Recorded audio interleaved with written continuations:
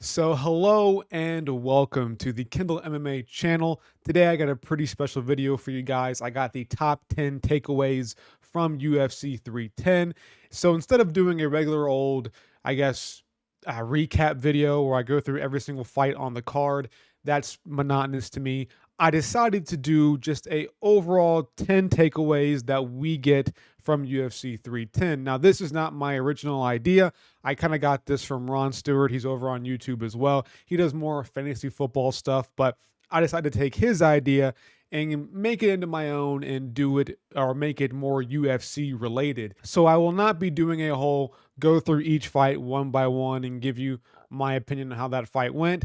I kind of want to get into the whole what we gain and how we can use it moving forward sort of idea. So I have 10 takeaways. I have some stats up here and we're going to go through it. So, starting off with our first takeaway from UFC 310, and that is I believe that flyweight's kind of cooked right now, man. It's at a spot right now where it's Pantoja and not really anybody else. Now, Kai Sakura, we kind of had some hype going into. We thought maybe he could pull off maybe an upset, but in my prediction video, I kind of knew Asakura wasn't going to win. He has some pretty iffy losses at Ryzen.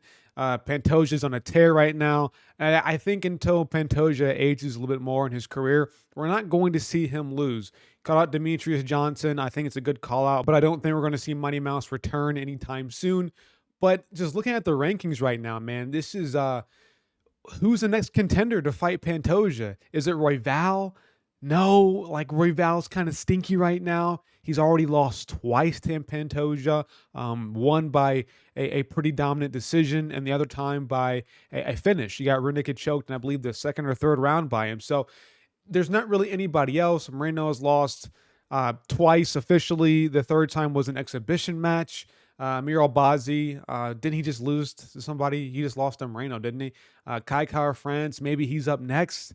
That's like the only guy we really have right now is Kai Kara France. So maybe he gets the next title shot. So we'll see. But then Tyra just lost to Royval. So flyweight right now is at a spot where it's just not really moving anywhere. It's at a really big log jam. All the contenders are just kind of stuck there. I don't really see Pantoja moving up. So what do we do? I don't know. There has to be some sort of contender, some sort of next guy to get a huge shot up the rankings for this division to really move on. So flyweight right now is at a really tough position. I don't really know what to do with it. Pantoja, it's kind of up to him. The ball is in his court. He can do whatever he wants to do, take any matchup he wants to take. But yeah, flyweight right now is at a really, really tough spot. But, we're going to move on to our second take of this video. And this is kind of not that analytical, but this will be part of the weekly series of recaps that I do.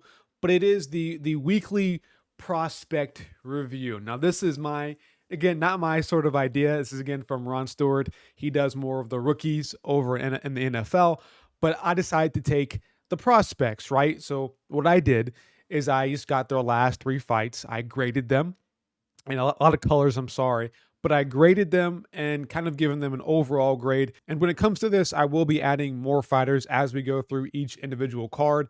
I just took the five fighters who I consider prospects in this card and put them on this Excel sheet and sorted them out. But as you can see, I have their last three fights up on here, giving them a grade for each fight, giving them an overall grade. And with this, I kind of wanted to give an overall standing with how we should feel about the current prospects as we go through each individual card. So I picked Brian Battle, Chase Hooper, Joshua Van, Thimagarimbo, and Nzechukwu as kind of the guys who I consider prospects from UFC 310, giving them a grade and kind of giving you how I should feel. So we're kind of break down each one by one here. I didn't sort it by grade accidentally, but we'll start off with Chase Hooper since he's the highest grade that I have right now. So Chase Hooper is looking good, man.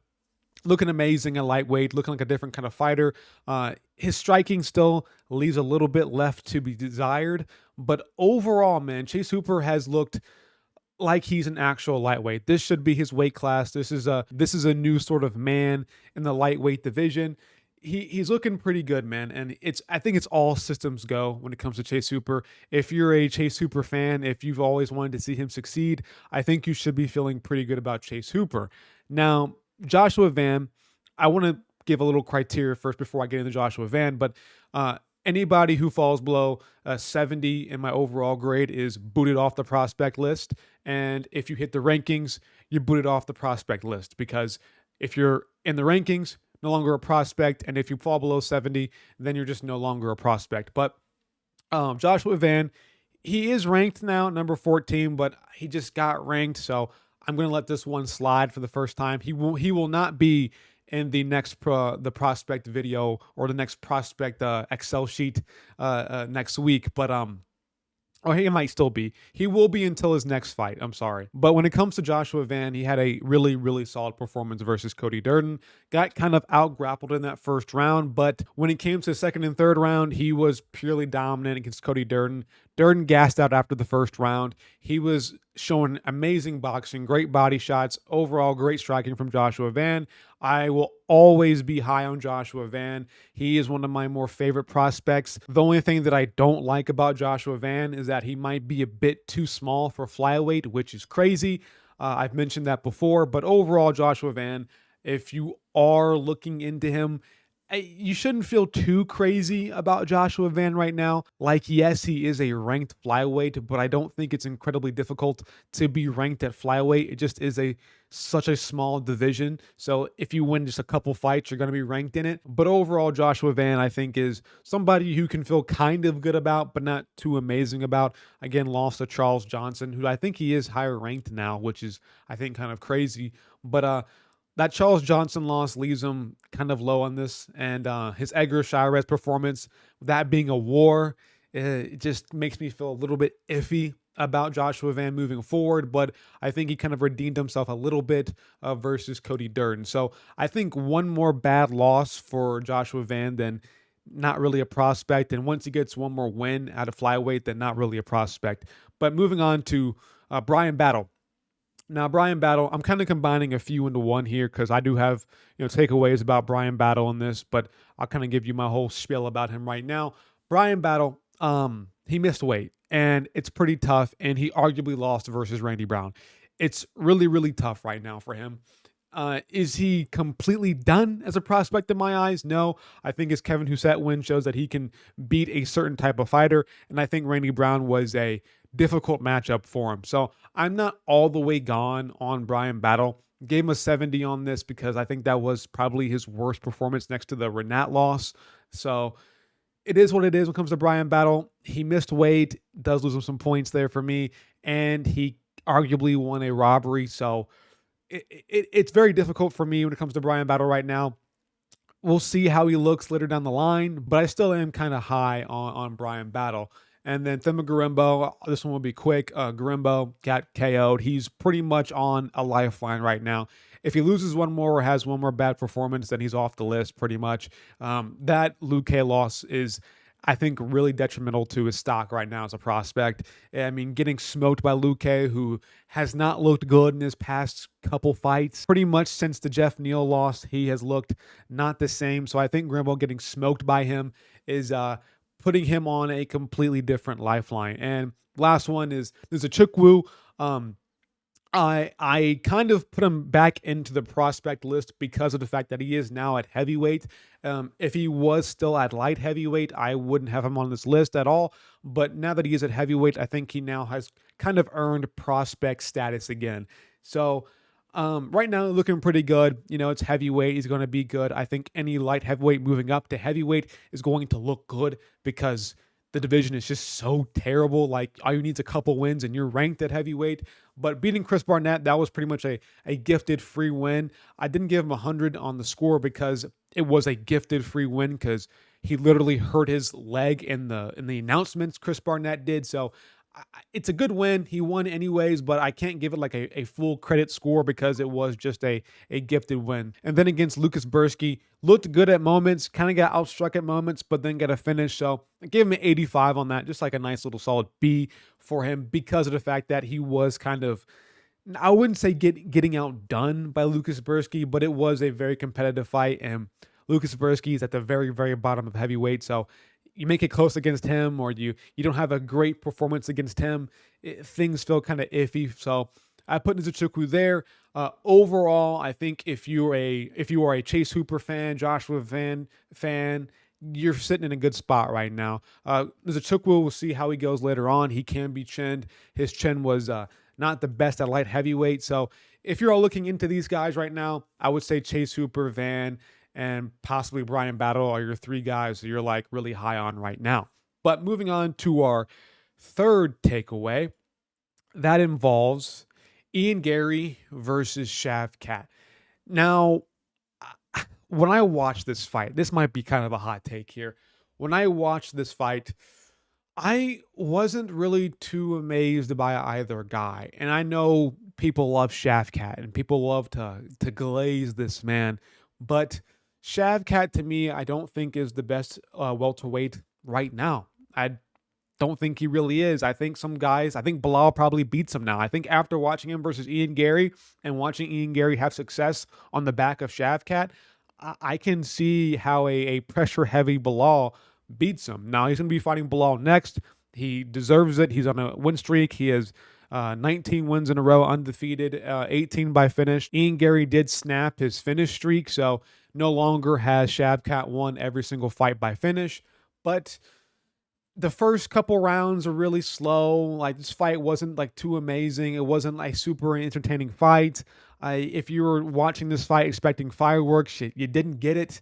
Ian Gary is doing his typical tit for tat style. A lot of clinching in the first couple rounds. Just wasn't an amazing fight by either guy, if I'm being honest with you. I wasn't really wowed by either guy's performance.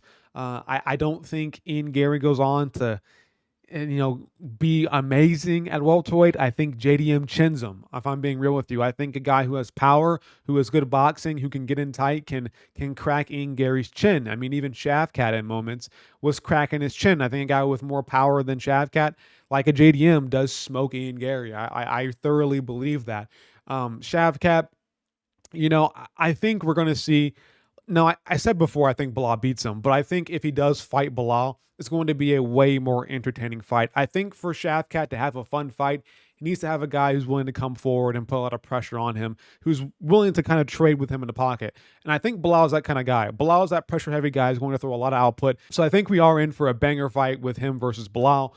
So even though I do believe Bilal wins, I do think Shavkat's next fight is going to be fun. So if you've been disappointed by Shavkat in his last two fights, because when he fought Wonderboy, that was boring, and when he fought Ian Gary just now, it wasn't too entertaining. So if you feel like you're starved of fun Shavkat fights, I think him versus Bilal is going to be a banger. I think just Bilal style is going to make it a banger. And I think Shavkat has a really good chance at finishing him. So we'll see what happens in the future. But overall, when it comes to these two guys, I'm just not really high on them anymore. Like, I know there's Shavkat Glazers who love this man. 18 wins by finish.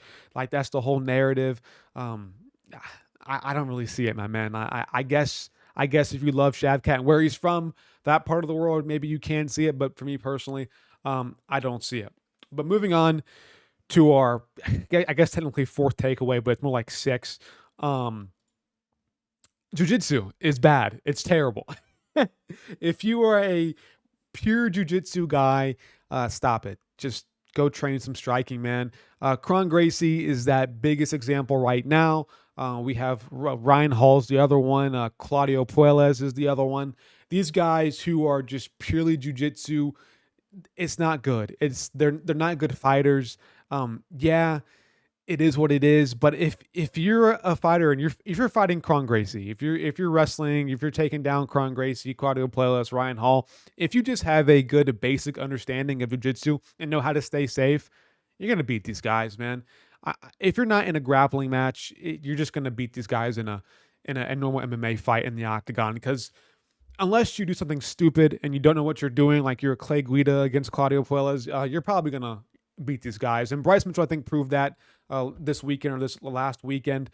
It's just is that easy, man. Bryce Mitchell's a guy who is a pure wrestler who knows jiu-jitsu, and maybe his jiu-jitsu is not even close to the level of Kron Gracie, but it just doesn't need to be. And that's what I think with all these other fighters. If you're fighting a guy who's just purely into jiu-jitsu, that's all he does. He can't strike, he can't wrestle. Only thing he can do is pull guard and try to get a submission off of you. if you just have a good basic understanding of jiu-jitsu, you're going to be able to stay safe and slam these guys on the back of their head and KO them. It's that easy. Just it's like yeah, bro, you're cool. You can do a leg lock, you can pull guard, but when it comes to actual throwing hands and being a monster in the octagon, you're just not that. You need to be an Oliveira type. You need to have striking with jujitsu, wrestling with jujitsu. You need to have some sort of aspect to go along with your jujitsu to be good in the UFC. You just can't only be a jujitsu guy. And I think Kron Gracie proves that again. I think every single other pure jujitsu guy proves that over time and time again. You just can't be a jiu-jitsu guy and be successful in the UFC. You have to have striking with it, like a Charles Oliveira. But yeah, Kron Gracie is it sucks, man. He comes from an esteemed legacy, obviously the Gracie family, but it's not looking too hot for those guys right now in the UFC. But moving on to our fifth takeaway, uh Doo Ho Choi. Doo Ho Choi. Can he be a ranked featherweight? Because he looked, I think, really impressive versus Nate Landwehr. Looked very reserved, looked very technical, looked very powerful. Nate Landwehr usually can break guys like Doo Ho Choi, and Doo Ho Choi was able to take him down and control him when things were getting a bit iffy. That pressure-heavy style of Nate Landwehr just didn't really work on Doo Ho Choi, and I think he showed a really good next level to his game. Now, am I thoroughly believing that Doo Ho Choi can be this ranked featherweight who can go on a nice run and be in the top 10? Probably not, but I do have hope. I think I do have a lot of hope for Doo Ho Choi in the future. Again, very powerful guy and showed off good wrestling. And I think he beat a guy who I think is a stylistic nightmare to himself. I think Nate Landwehr, again, he breaks guys like Doo Ho Choi, guys who have power in the first round who can gas out later on. That is the typical format where a Nate Landwehr beats those kind of guys. Nate the Train, sorry. Usually, Nate the Train beats Doo Ho Choi. Typically, that's how it goes when those fight styles clash. And Doo Ho Choi was able to be reserved, take his time, picked his shots, really good uppercuts and tights, good grappling when he needed to, good takedowns. He showed an overall great MMA level of game, whatever the phrase might be. Overall, he looked very well-rounded is what I'm trying to say here. And right now on the screen, we have his last three fights. Obviously, the Bill Aljo one is good.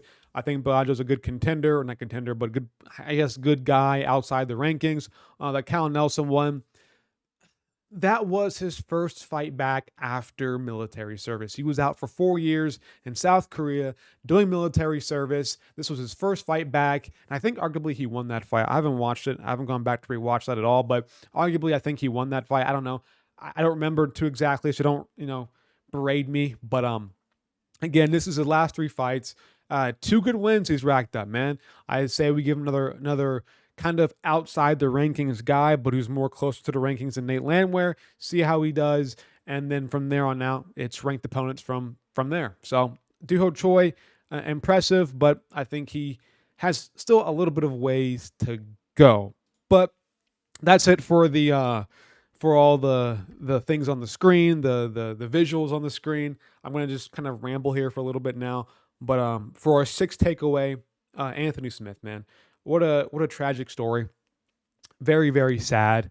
His friend died and he's in the octagon, and that's pretty much all the commentary team talked about was how his friend just died and how that affects Anthony Smith. And it's a very sad story.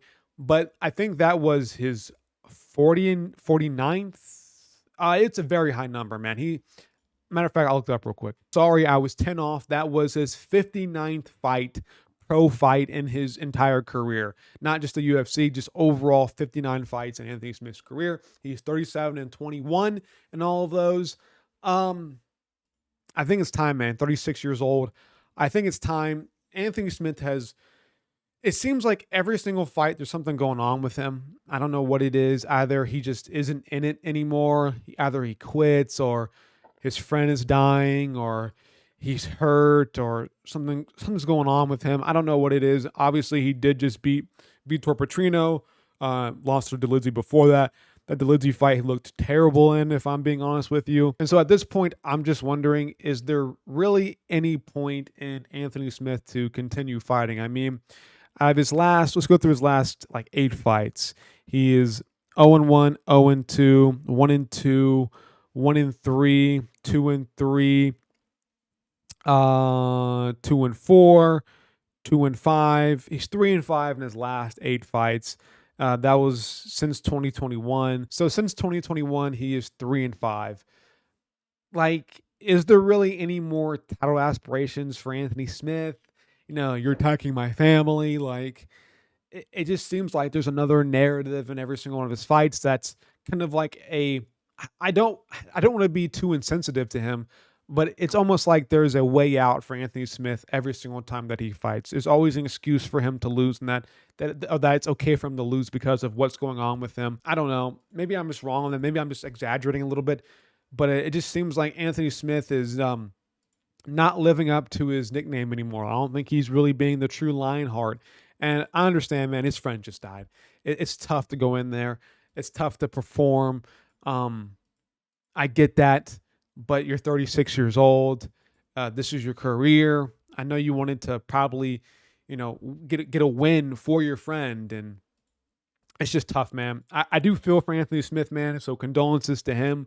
But I think in terms of just looking outside of that and looking at his career as a whole, should he continue fighting? I think no. I think no. But moving on to our 7th, 8th, 9th takeaway. This is, I don't know. At this point, we're going 26 minutes so far, so we'll see. But moving on to Aljamain Sterling versus Movsar Evloev, and this fight does prove that high-level wrestling can be entertaining, right?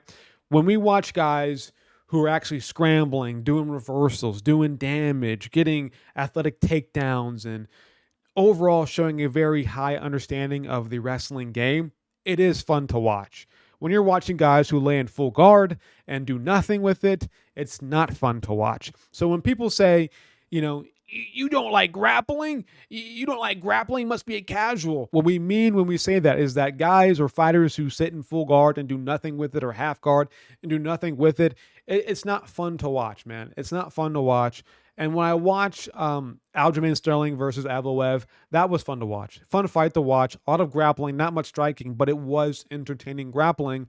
And only when it's high-level wrestling can it be fun to watch, in my opinion.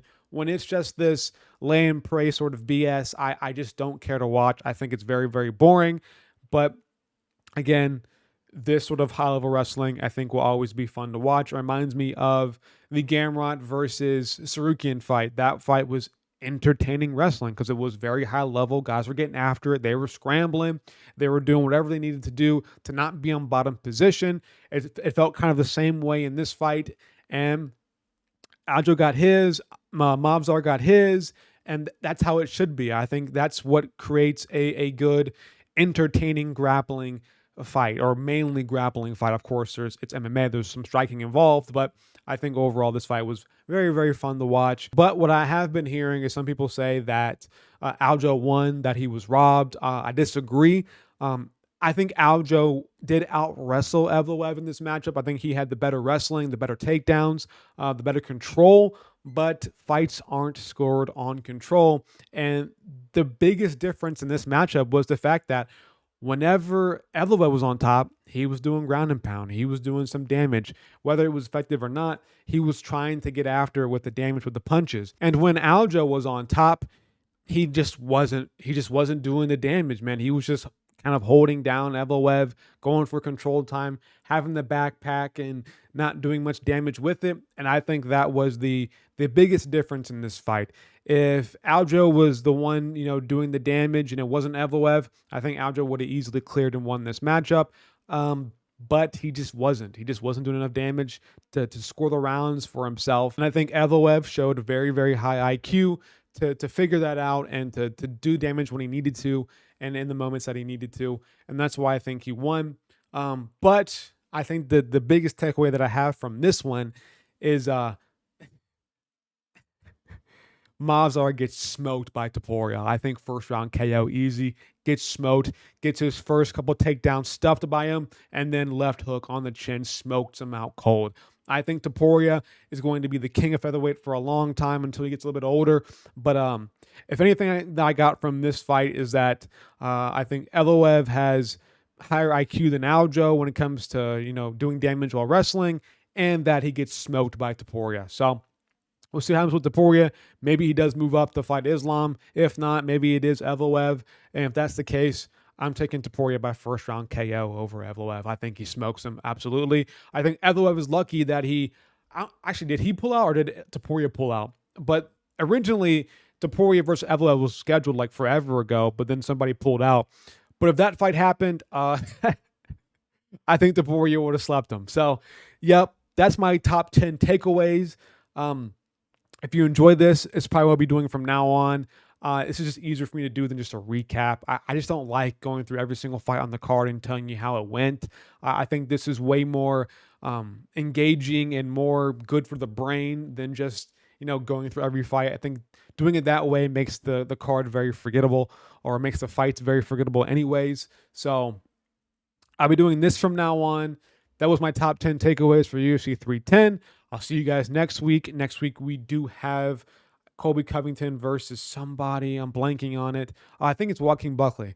So, again, we'll do a nice little top 10 takeaways from that card. And if you enjoyed this video, like, subscribe, bell icon for notifications. But I'll see you guys in the next one.